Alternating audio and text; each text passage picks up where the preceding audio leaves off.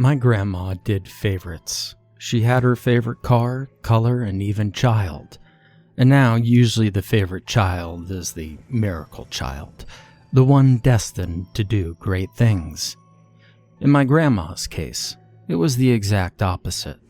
Her favorite child was Aunt Betty, my mother's younger sister. Aunt Betty was everything but a miracle child. Scratch that. She was nothing. There are many reasons why my grandma's choice in favorites was wrong. First, Aunt Betty lived in Nebraska as opposed to our home in North Carolina. It's also important to mention that my grandma only lived 3 blocks or so away from my parents and myself. We visited my grandma whenever we could or whenever she needed us. Aunt Betty would only visit twice, and if it was a good year, then 3 times. This is the icing on the cake, though. Aunt Betty never came to my grandpa's funeral. Yeah, her own father. My grandma passed it off as she was too busy and couldn't show up. Too busy doing what? Last time I checked, Aunt Betty was unemployed. No, wait, she isn't. She runs a horse ranch with my Uncle Ed. In short, she met Ed after she graduated from college. He was her reason for staying in Nebraska. He was unemployed like her when they first met. And he wasn't a very bright guy either. He dropped out of high school senior year. They were made for each other. The horse ranch, that damned ranch, is nothing to be proud of considering the fact that my grandma personally bought it for her with the money that Grandpa left for us. She used it on everything. The construction, horses, supplies, everything. Nothing that woman does makes sense. I remember the first and only time I went to that place. I was 18 at the time, taking a gap year before heading off to college. Summer had just ended and it was September. My parents had announced that they were going out of town for a business trip. And ever since my grandpa died, my mom made it her life's goal to continue running his small private business, despite my grandma's suggestions to sell it completely. They didn't trust me with the house for a week, so they sent me to stay at Aunt Betty's. The red flag had gone up by then. They could have sent me to Grandma's, but she was too sick at the time to look after me. I know my family tends to baby me. My parents and I parted ways at the airport. I went on the flight to Nebraska while they went on theirs. The plane ride, baggage claim, and getting a ride to Aunt Betty's was all a breeze. However, the ride to the ranch couldn't have been longer. Now, the ranch is located in one of those parts of Nebraska where you feel like you're in the middle of nowhere. Nothing but the road in front of you.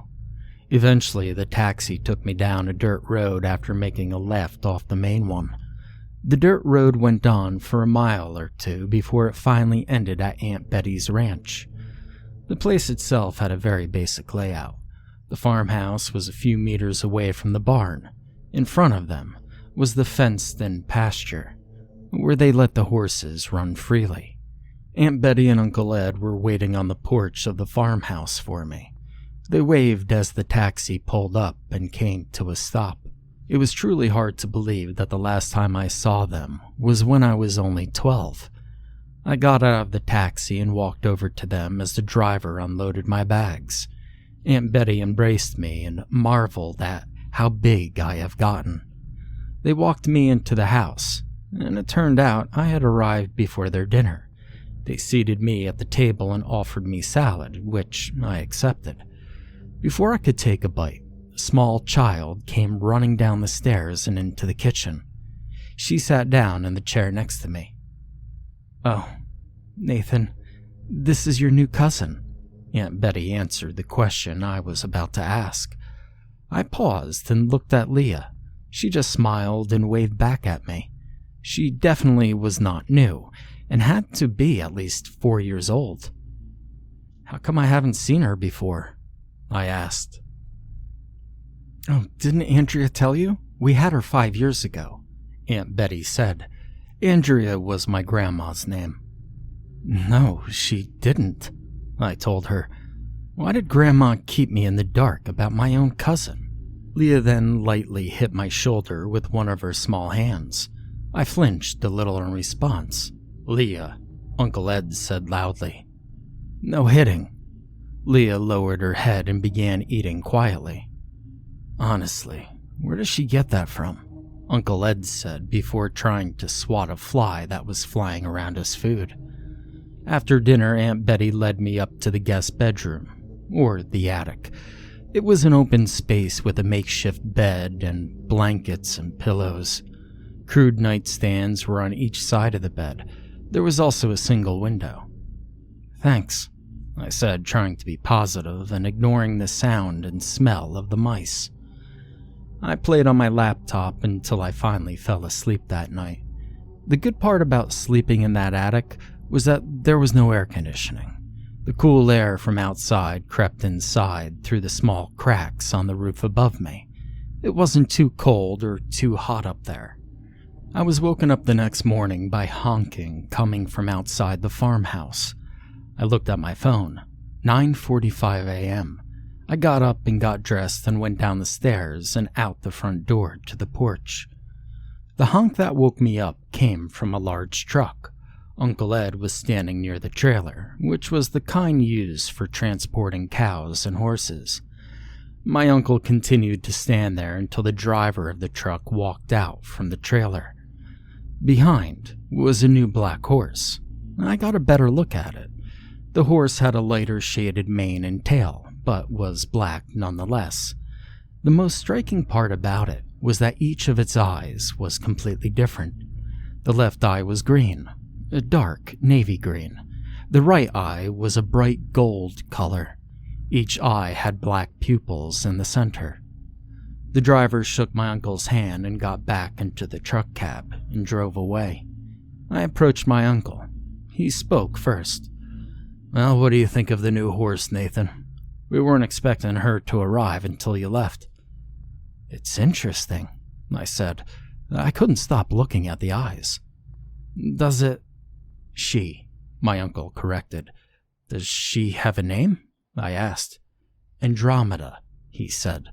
There was admiration in his voice.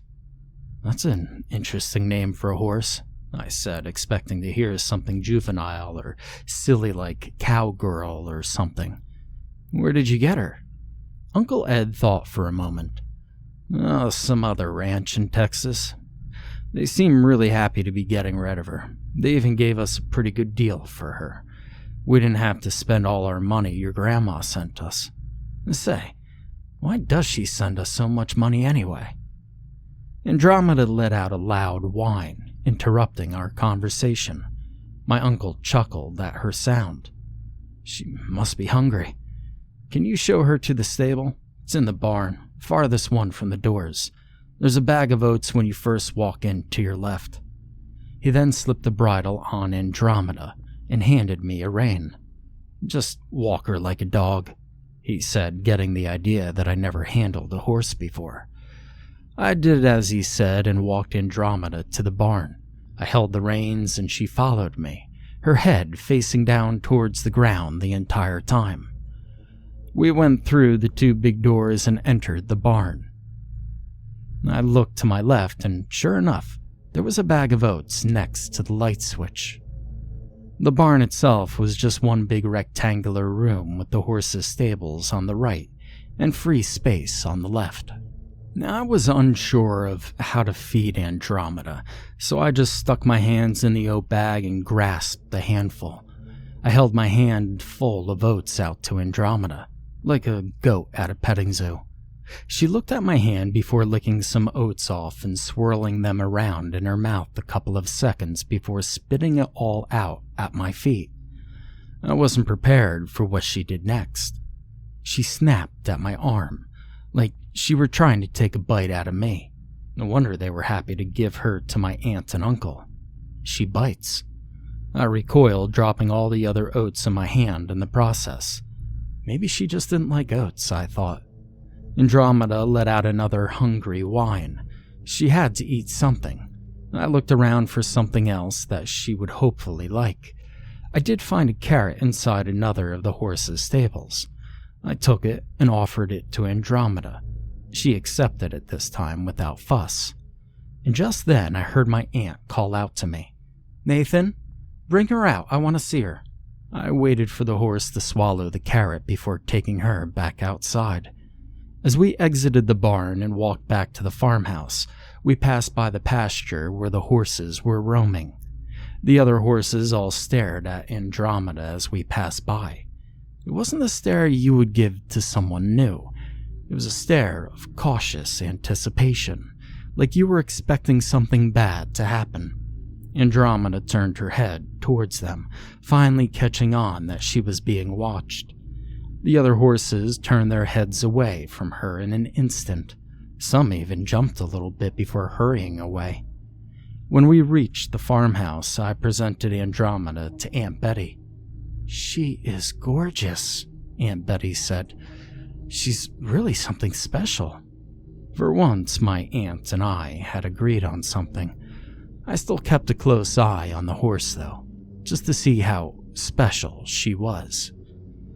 Tuesday, Wednesday, and Thursday consisted of the same routine of helping Aunt Betty and Uncle Ed out with the ranch, and the mental disagreements with my aunt. There were some days where she would tell me to wake up at certain times, early usually, and do a specific task, say escort the horses one by one into the pasture, and she would later come down to help me. But she never did. I would do the job and come back into the house, only to find Aunt Betty sleeping soundly next to Uncle Ed inside their room. My aunt and uncle's laziness wasn't the only thing that increased over the past 3 days. Andromeda's activities increased too, but whether it was in a good way is debatable. Whenever she was near me, I was always on the edge. She was a biter, we had established that. Uncle Ed had a sleeve of his best shirt torn when Andromeda rejected his oats offering. And she wasn't a social butterfly with the other horses.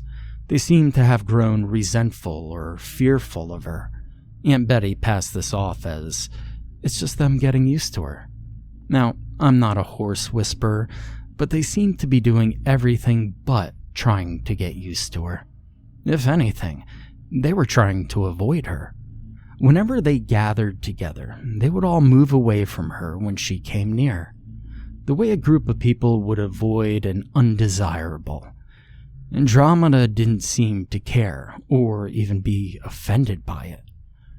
Now, Friday, 3 days before I would leave, was when Andromeda began showing her true colors, and it only got worse from here. The day went by like the others, occasionally nipping and spitting out oats, nothing out of the ordinary for her. I went to bed in the attic at 11. I slept peacefully until 2:30 in the morning, and I was awoken by a loud clicking noise like wood colliding against wood. I went over to the single attic window to see what it was. The window was too high for me to look out, so I improvised using the nightstand as a stool. I got a good view of the ranch and looked out toward the pasture and barn. I saw nothing, but before I could get down, something caught my eye. Illuminated by the porch lights, I saw Andromeda, her gold and green eyes staring up at me. I could only stare back down at her and waited until she did something. The light made her eyes look like they were glowing. It made me too uneasy to go back down there and bring her back into the barn. 5 minutes turned into 10, and we were still locked in a stare. Eventually, my fear turned into annoyance, and I went down the stairs, past the second floor, and to the first. I opened the front door, but I didn't see her standing where she had been. I circled around the house, trying to find her, but I had no luck. Out of curiosity to see how she got out of the barn, I went over to it. Maybe she went back inside. When I got to the barn, I found that the lock was still fastened to the 2 doors. I tugged on it a little bit to test it. It was still locked, and I guess that maybe Uncle Ed had forgotten to take Andromeda into the barn before we all went to bed. I would have to wake him up in the morning to go find her. She probably ran off the property. I went back into the house and up into the attic, and I went back to sleep almost at once. Now, I was woken up the next morning by a gunshot. Quickly, I got out of bed and raced downstairs. I found out that it was just Uncle Ed shooting at tin cans. I didn't know he had a gun, and remembering what had happened last night, I asked him about the horse and if he had to lead her back into the barn.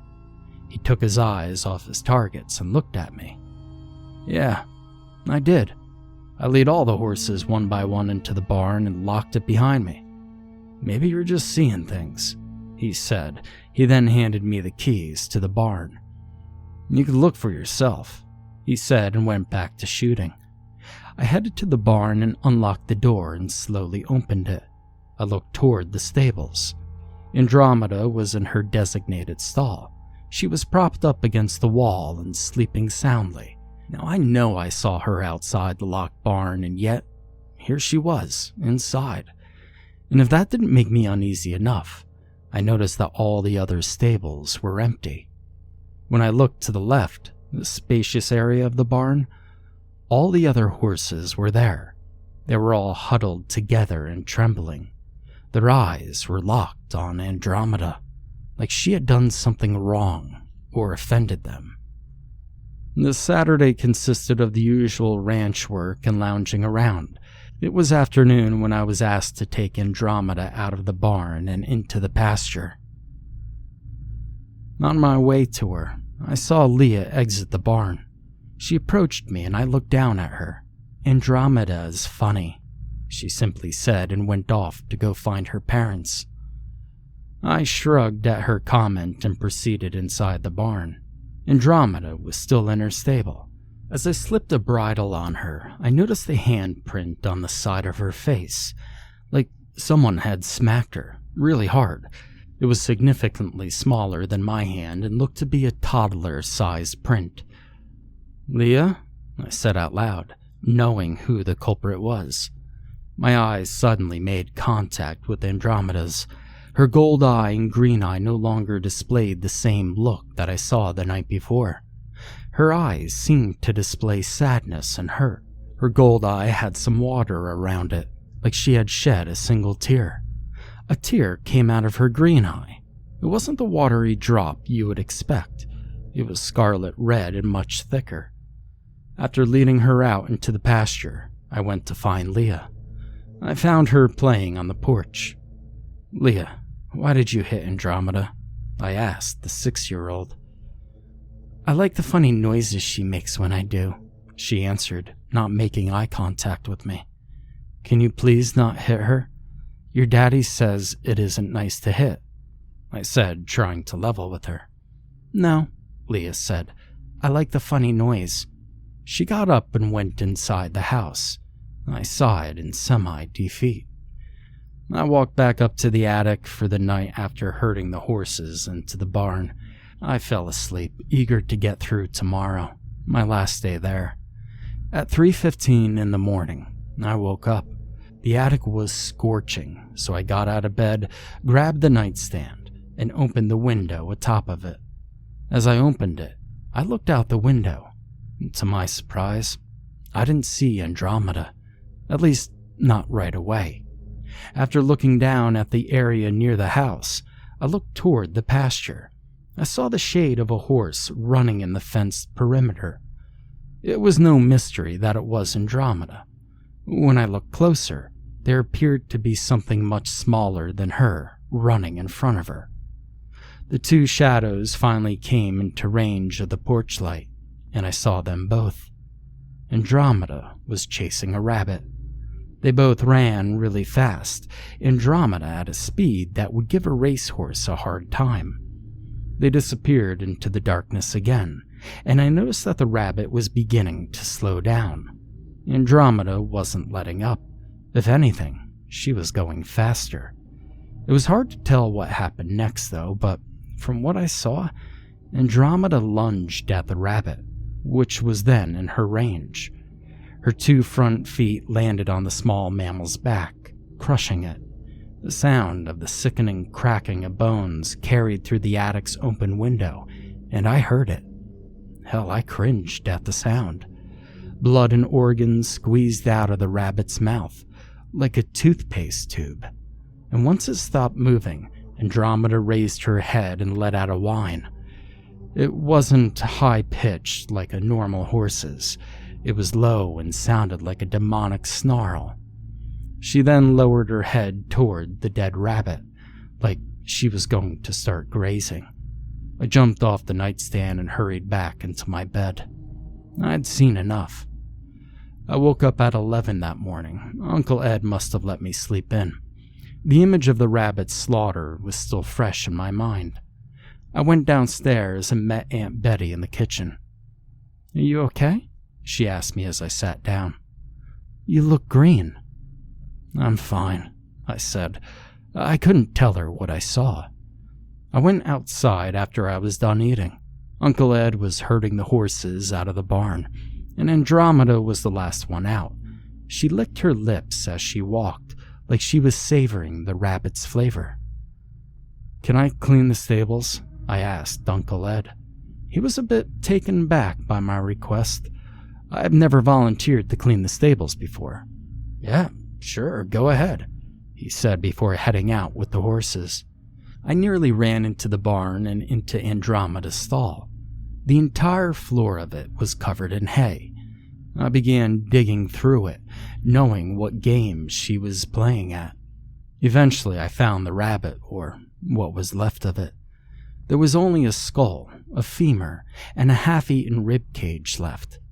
All of them had small traces of blood and flesh on them. It became clear to me that Andromeda was not only eating the meat, but also the bones.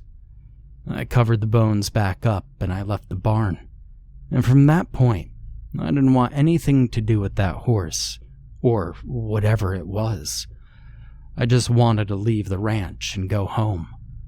I spent the rest of the day in silence. I only talked when Uncle Ed asked me why the stables weren't clean. I told him that the smell was too much for me. I asked him if he found anything in Andromeda's stall when he cleaned them, and he just gave me a puzzled look and said no. I personally checked back in Andromeda's stall, only to find nothing. The skull, the femur, and the rib cage, they were gone. Aunt Betty didn't show too much concern over my not eating my dinner. Uncle Ed jokingly blamed her poor cooking. They both laughed, but not me. I just sat in silence, staring at my food and not saying anything.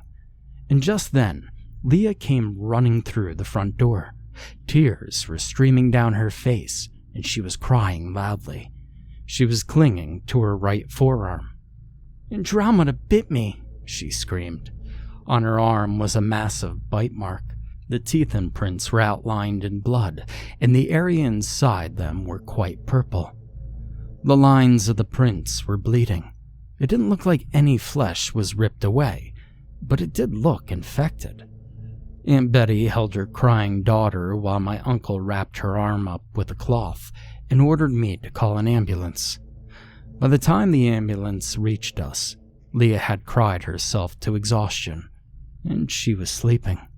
My aunt and uncle carried Leah out to the ambulance. The paramedics said that she would have to go to the hospital to treat the infected bite. They loaded Leah in while Uncle Ed climbed in with her. Aunt Betty reluctantly decided to stay at the house with me, at least until the cab picked me up the next morning at 6:15. She kissed Leah's forehead before getting out of the ambulance and leading me into the farmhouse as they pulled away. Now, Aunt Betty quietly helped me back before we both went to bed. I couldn't bring myself to go check on Andromeda. The carnivorous horse had tasted human flesh, and I wasn't sure if she liked it or not. The thought of it sickened me. Aunt Betty's silence finally got me to ask her what was wrong. She simply said, "Andromeda," with a tone of malice. Surprisingly, I slept soundly that night. I wasn't woken up at all. My phone alarm clock went off at 6, and I quickly got up and gathered my bags, and I went downstairs. The taxi arrived at 6:15, just as scheduled.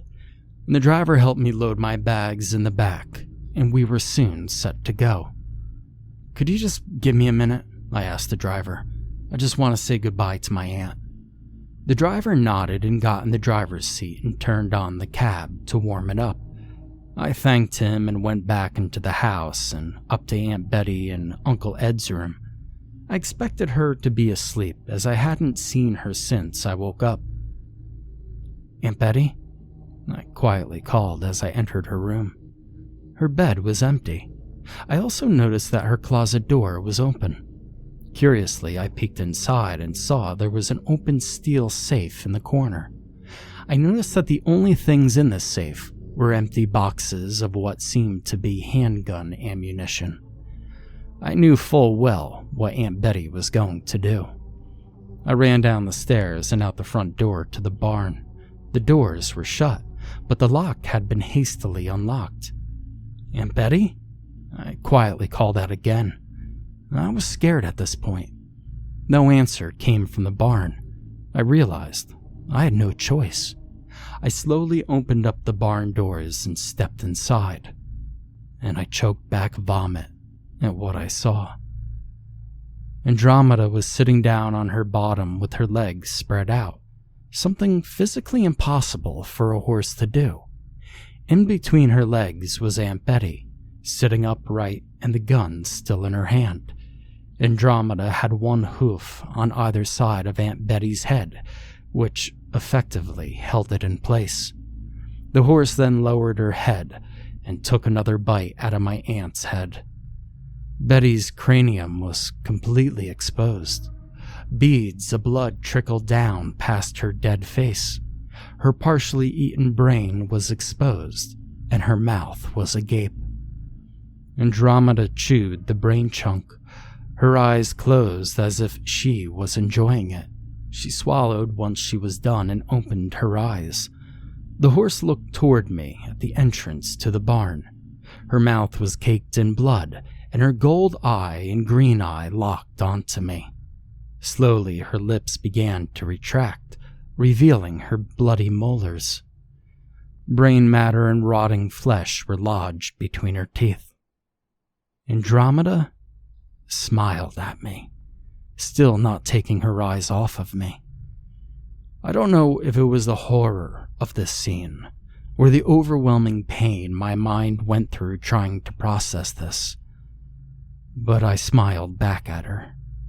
I kept my nervous smile on the entire time I slowly shut the barn doors, and as I did, Andromeda kept grinning wider and wider, and still not taking her gaze off me.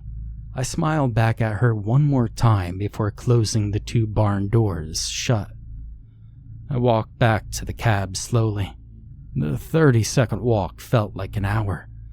I got into the passenger seat next to the driver, shut the door, and put my seatbelt on without a word. The driver was about to drive away when I patted him on the shoulder to get his attention. "Can we hurry?" I asked him. "I have a flight to catch." "Sure thing," he replied and quickly pulled away from the house. I sighed to myself as he did. Grandma was going to have to find a new favorite child.